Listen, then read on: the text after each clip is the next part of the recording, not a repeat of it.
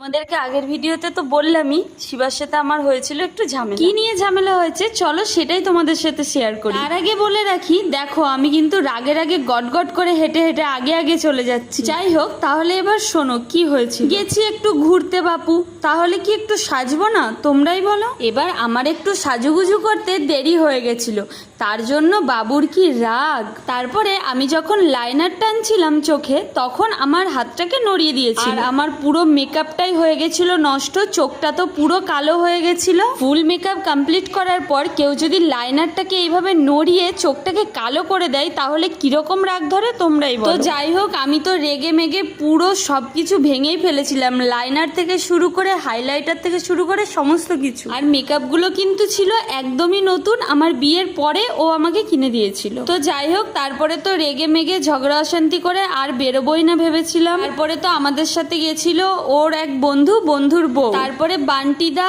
আর সুস্মিতা দুজনা মিলে এসে আমাকে ভীষণভাবে অ্যাপ্রোচ করার চেষ্টা করে যে চল চল, যা হয়েছে হয়েছে, হানিমুনে এসে এরকম কি কেউ ঝগড়াঝাটি করে? তো তোমরাই বলো, আমার রাগ করাটা কি স্বাভাবিক নাকি স্বাভাবিক না? আমি কিন্তু গ্যাংটকে আসার সময় কোনো মেকআপ নিয়ে আসতে চাইনি, কারণ হচ্ছে ওই যে শীতের জায়গা, কিসের জন্য মেকআপ লাগবে? কিন্তু শিবাই আমাকে জোর করে নিয়ে আসা করিয়েছিল এই মেকআপগুলো। আর আমি যখন নিতে চাইছিলাম না তখনও আমাকে বলছিল আমি এত টাকা দিয়ে কিনে দিয়েছি, ঘুরতে যাচ্ছ কেন নিয়ে যাবে না, নিয়ে চলো। তারপরে বাবুর এদিকে দেরি হচ্ছে, প্লাস একটু ইয়ার্কি মারতে গিয়েই লাইনারটাকে দিয়েছিল আমার নষ্ট করে। সব ইয়ার্কি কিন্তু আনন্দের হয় না। আমাদের ঝগড়াটা কিন্তু হয়েছিল ভীষণ সিরিয়াস।